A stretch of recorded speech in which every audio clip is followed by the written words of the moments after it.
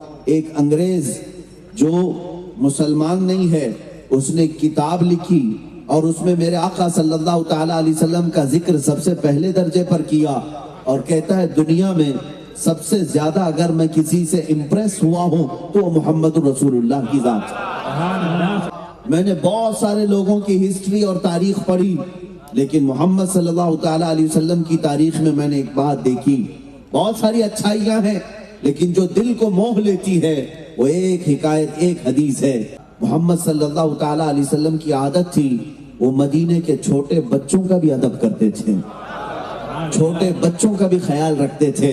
اور جب بچے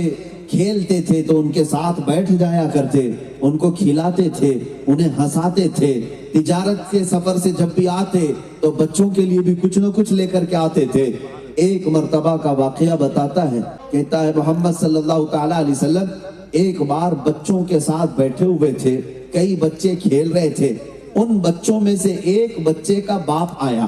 اپنے گھر سے آیا اور مجمع میں بچے جب کھیل رہے تھے باپ نے اپنے بیٹے کو پکارا، بیٹا آجا گھر پر تیری ماں بلاتی ہے، بیٹا کہہ کر کے پکارا۔ رسول پاک صلی اللہ تعالیٰ علیہ وسلم کھڑے ہو گئے اور اس آئے ہوئے شخص سے کہا کہ تو یہاں پر بیٹا کہہ کر کے مت پکارنا۔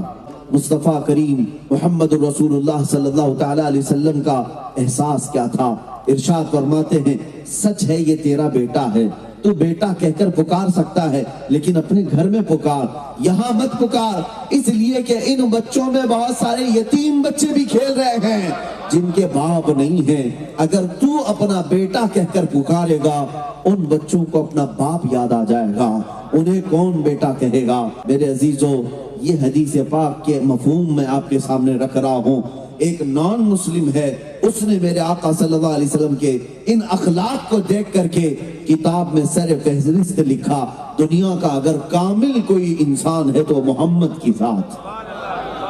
رسول پاک صلی اللہ تعالیٰ علیہ وسلم کو آج کے ظالم کتے بھونکنے لگ گئے، حضور پاک کی ذات کو کیچڑ اچھالتے ہوئے کہنے لگ گئے کہ انہوں نے جنگیں سکھائی ہیں، آتنک سکھایا ہے، دہشت سکھائی ہے، تم نے پڑھا کیا ہے ہمارے نبی پاک کو؟ میں بتاتا ہوں، مدینہ طیبہ میں یہ اس زمانے کا رواج تھا، جب بھی کسی کے پاس ہتھیار ہوتے تو سب سے بڑا ہتھیار تلوار۔ ایک بار ایک صحابی تلوار لٹکائے ہوئے سامنے سے آ رہے تھے،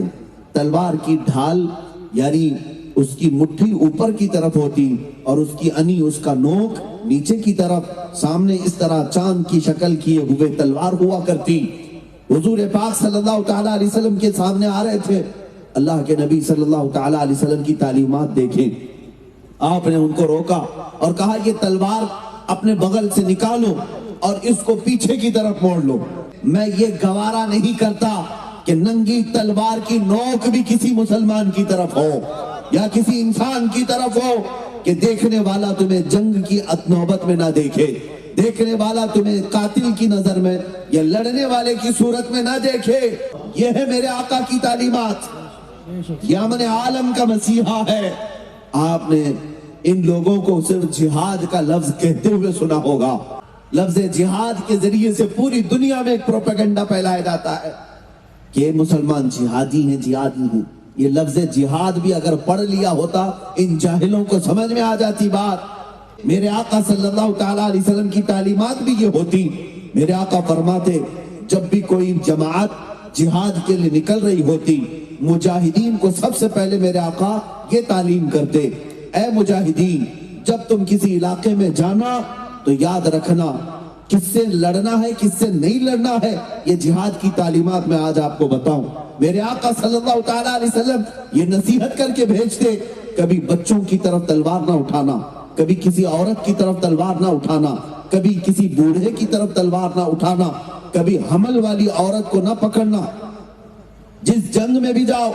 دشمنوں کی فوج میں بھی جاؤ، بچوں کے ساتھ، بوڑھوں کے ساتھ، عورتوں کے ساتھ، حاملہ عورتوں کے ساتھ رحم کا معاملہ کرنا۔ اتنا ہی نہیں، میرے آقا صلی اللہ تعالیٰ علیہ وسلم جب جہاد میں صحابہ کو بھیجتے یہ بھی تلقین فرماتے جس علاقے میں جاؤ گے وہاں کسی بھی مذہب کی عبادت گاہ کو توڑ پھوڑ نہیں کرو،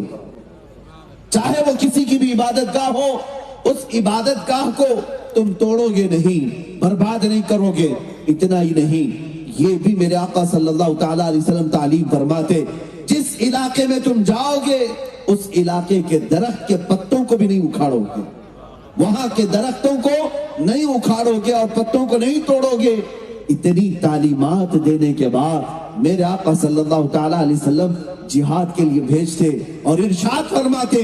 جو تمہارے خلاف اٹھائے بس اس کے خلاف تم بھی اٹھاؤ۔ یہ ہے جہاد کا مفہوم، یہ ہے جہاد کا مفہوم۔ میاں اگر کوئی آتنکوادی بم باندھ کر کے کہیں اڑا دیتا ہے تو وہ جہاد نہیں ہے، وہ سوسائیڈ اٹیک ہو سکتا ہے، اسلام سے اس کا کوئی تعلق نہیں ہوتا۔ جس نبی پاک کے اخلاق اتنے اعلیٰ کہ قرآن خود کہے وَإِنَّكَ لَعَلَىٰ خُلُقٍ عَظِيمٍ، اے محبوب آپ کو سب سے اعلیٰ اخلاق پر اللہ نے پیدا کیا ہے، تیرے خلق کو رب نے جمیل کیا، تیرے خلق کو حق نے عظیم کہا، کوئی تجھ سے ہوا ہے نہ ہوگا شہا، تیرے خالق حسن و ادا کی قسم۔